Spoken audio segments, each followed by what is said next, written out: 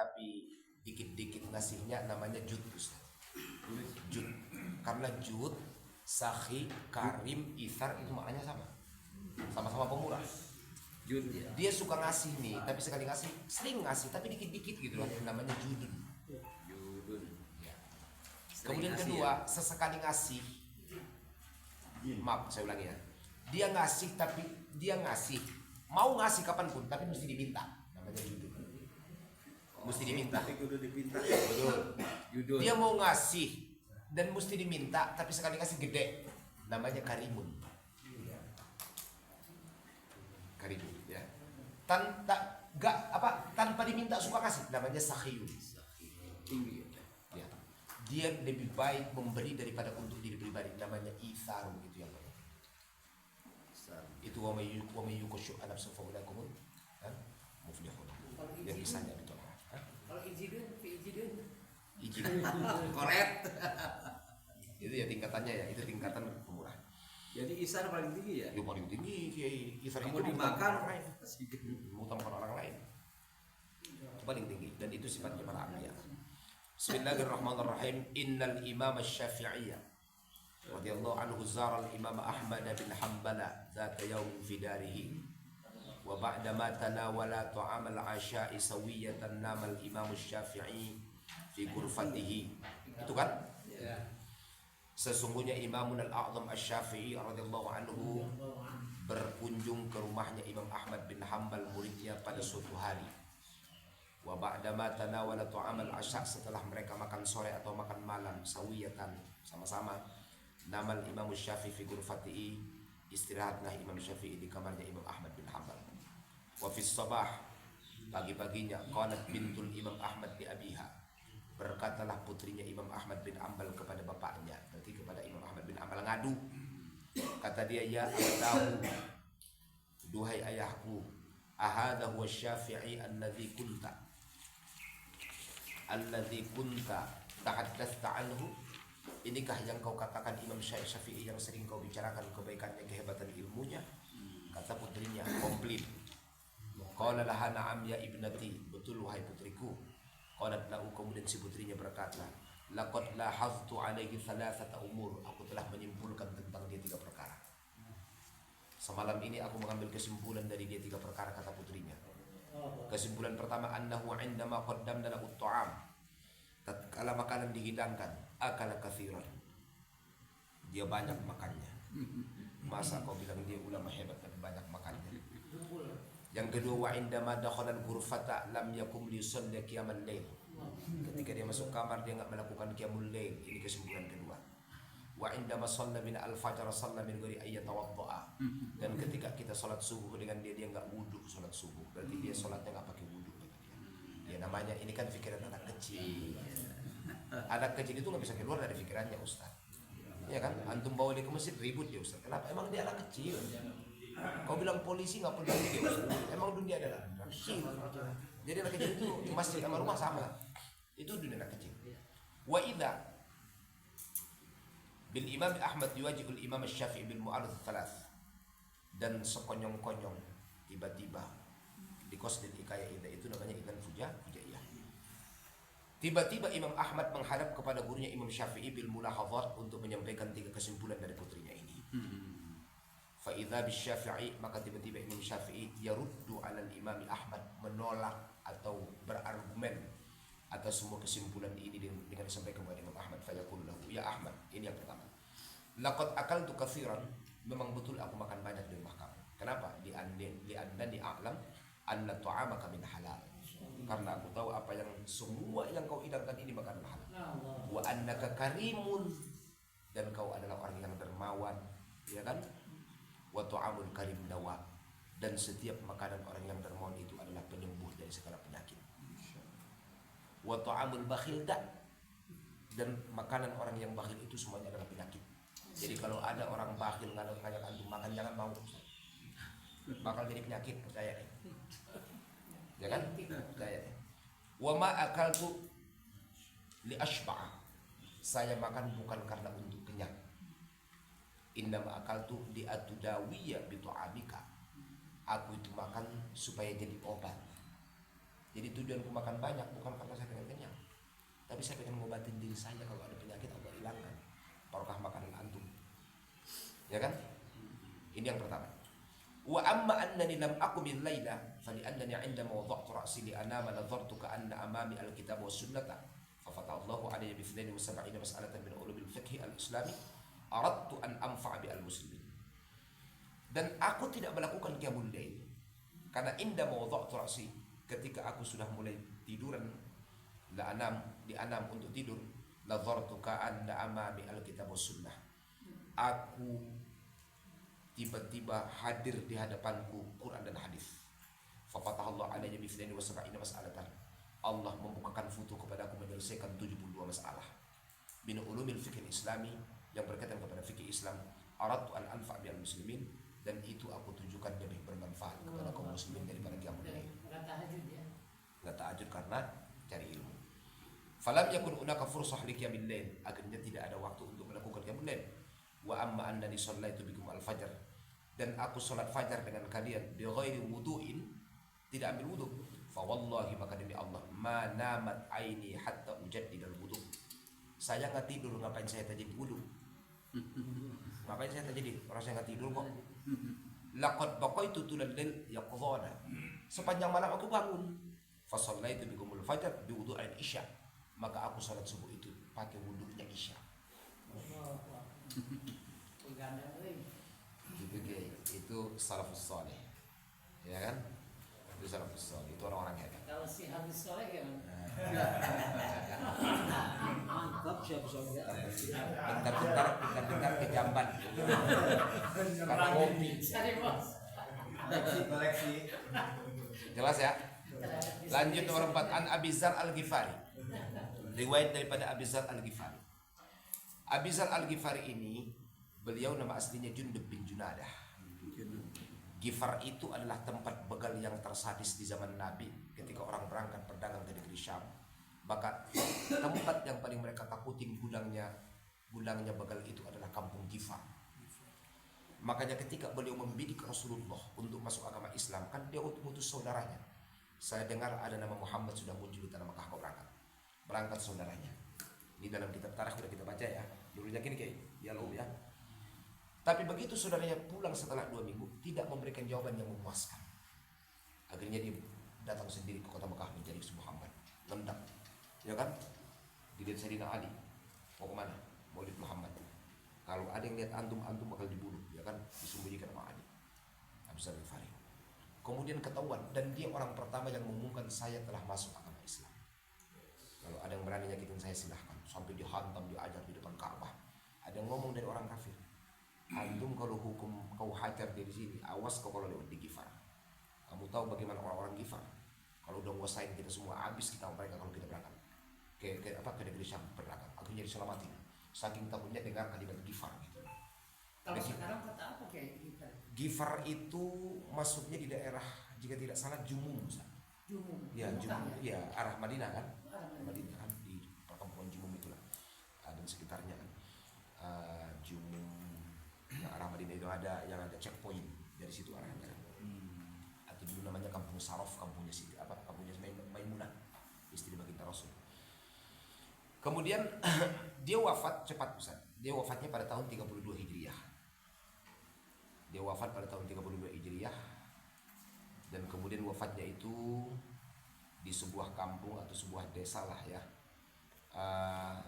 sejauh 170 km dari kota Mekah. 170 km dari Madinah maksudnya. Dan disolatkan orang-orang yang mau berangkat ke Kufah, salah satunya adalah Abdullah bin Mas'ud yang menjadi imam salatnya maksudnya.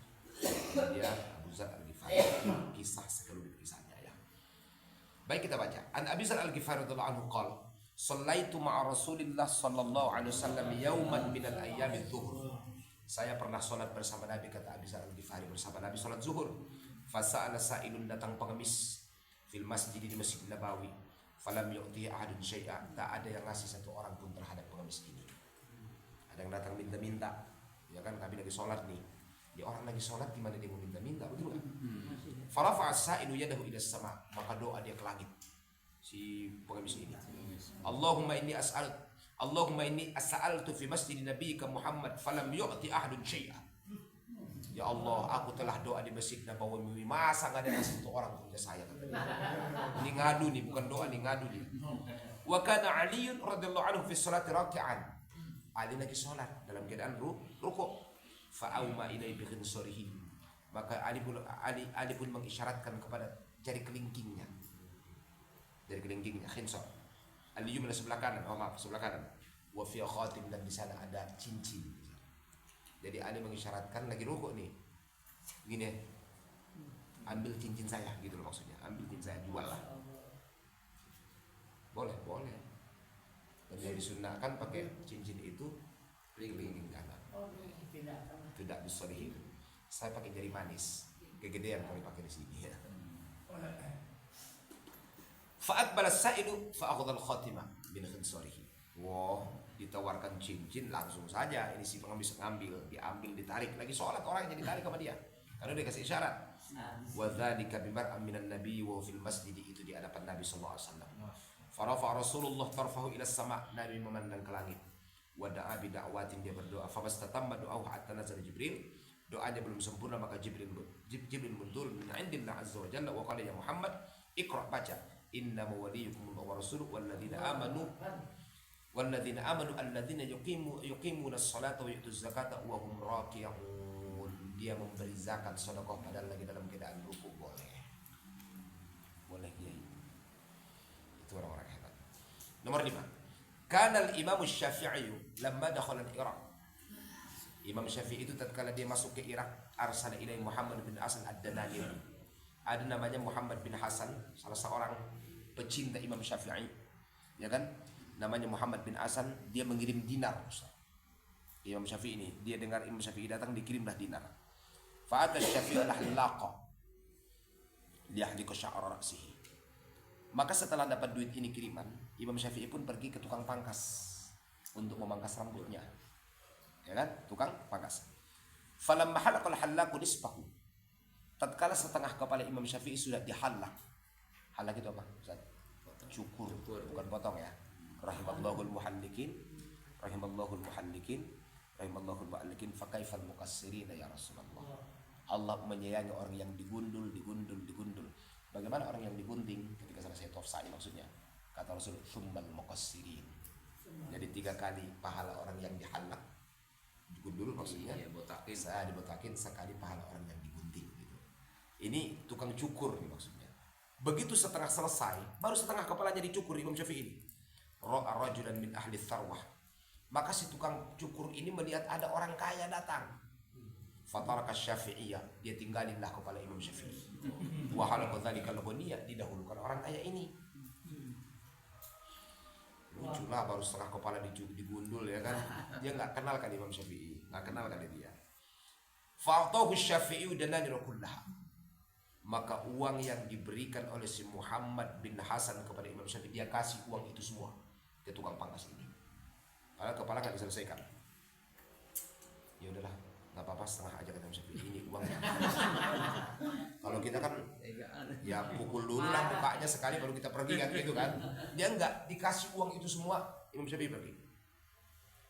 Kemudian fa'ta'u Syafi'i dananir kullah fastahyal hallaqu minhu wa tarakal hilaqah ba'da dzalik. Malulah si tukang cukur ini, akhirnya dia meninggalkan tempat cukurnya. Habis itu dia nggak cukur lagi udah. Kenapa? Kila diginahu, karena dengan uang yang dikasih Imam Syafi'i dia sudah menjadi orang terkaya. Wa kila di alla yastaqir rajulan akhar, dan yang mengatakan kini supaya dia tidak mempermalukan orang lagi, au mahadha ma'nahu, atau yang semakna. Artinya itulah kekariman Imam Syafi'i, kekarimannya yang kita bahas. 6. Lamma qadima Imam Syafi'i radhiyallahu anhu min Sana'a. Tatkala Imam Syafi'i pulang dari Yaman, Sana'a. Karena beliau setelah belajar kepada Imam Malik, beliau belajar dulu kemana? Ke Yaman dulu kan. Ke Yaman, dia punya murid di Yaman itu termasuk Mutarrib bin Mazin, ya kan? Ya'ya bin Asad, Yusuf bin Hisham, itu. Maka dia pulang Sana'a ila Makkah, ke Makkah. Kana ma'ahu 10,000 dinar. Dia punya 12.000 dinar, Ustaz. Kalau satu dinarnya 55.000, ya kan? Dia punya 12.000, kita buat kali 10.000 aja dulu. Kali 10.000 itu 550 juta, ya kan? Tambah 2.000 dinar lagi, kali 50.000 lagi, ya kan? Berarti 2 kali 5, ya kan? 40, berarti dia punya 600 juta dah. Ya 660 juta dah, sekitar segitu. 660 juta berarti dia punya, gitu ya. Nah dia bawa uang nih dari Son'a nih. Fakila lahu, ada yang mengatakan kepada Imam Syafi'i, tashtari biha dhai'ah. Udah beli tanah pertanian aja. Dhai'ah itu tanah pertanian. Fadharaba khaymatan kharija Makkah, dia membangun kemah di luar Makkah. Bangun kemah. Wasabbat dananir, dan kemudian menghamparkan uang yang 660 juta ini di hadapan dia. Nih, di atas baju. Dihamparkan Ustaz kayak sayur gitu loh. Kayak sayur, ya kan? Fakullu man dakhala alaihi, setiap orang yang datang mengunjungi dia ke kemah, a'tahu qabdatan, dia kasih segenggam. Kasih genggam. Kasih. Falamma ja'a waktu zuhur, dari subuh dihamparkan, tiba waktu zuhur. Qama wa nafadha thawb wa lam yabqa syai'. Tempatnya itu udah kosong, udah habis, sudah 160 juta dibagi-bagi cuma sampai zuhur. Wakilah, dan dikatakan inna ummahu qalat lahu. Kenapa dia melakukan itu? Karena ibunya ngomong begini, lau dakhalta wa ma'aka dirhamun ma sallamtu alaik.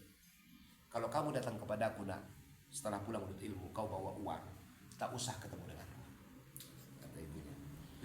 Ya ibna Adam, maka nasihatnya disampaikan, wahai anak manusia, anfik yunfaq alaik, berikan nafkah, maka kamu juga akan dinafkahi. Wasi yuwassa alaik, perluaslah orang, maka kamu akan diluaskan juga. Makanya kan ada istilah Ustaz Sulam dengan ini, man as'adun nasi